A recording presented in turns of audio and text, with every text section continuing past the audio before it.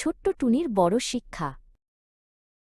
সুন্দর একটি বনে কিচিরমিচির করে গান গাইত ছোট্ট একটি পাখি, তার নাম টুনি। টুনি খুব চঞ্চল আর আত্মবিশ্বাসী ছিল। টুনির মা, যিনি খুব জ্ঞানী ছিলেন, টুনিকে প্রায়ই বলতেন, টুনি মা, সবসময় বড়দের কথা শুনবে, তারা তোমাকে বিপদ থেকে বাঁচতে শেখাবে। কিন্তু টুনি ভাবত, আমি তো সব জানি, আমাকে কারো কথা শুনতে হবে না।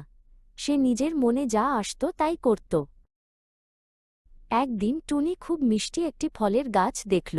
তার মা তাকে বলেছিল, ওই গাছের ফলগুলো বিষাক্ত, টুনি, ওগুলো খাবে না। কিন্তু টুনি তার মায়ের কথা ভুলে গেল।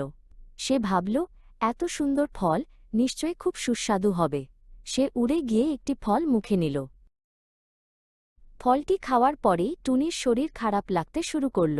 তার পেট ব্যথা করতে লাগল এবং সে খুব দুর্বল হয়ে পড়ল। টুনি বুঝতে পারল সে ভুল করেছে। সে তার মায়ের কথা না শুনে বড় ভুল করে ফেলেছে। সে কাঁদতে শুরু করল। তার মা টুনিকে খুঁজতে খুঁজতে সেখানে এসে পৌঁছালেন। টুনিকে অসুস্থ দেখে তিনি খুব চিন্তিত হলেন। মা তাড়াতাড়ি কিছু ঔষধি পাতা নিয়ে এসে টুনিকে খাওয়ালেন। ধীরে ধীরে টুনি সুস্থ হতে শুরু করল।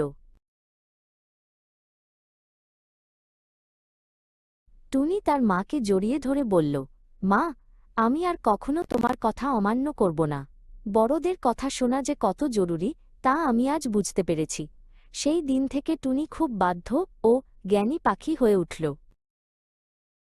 ছোট্ট বন্ধুরা, নিয়মিত এমন আরও অনেক মজার মজার কার্টুন ভিডিও পেতে চ্যানেলটি এখনই সাবস্ক্রাইব করো।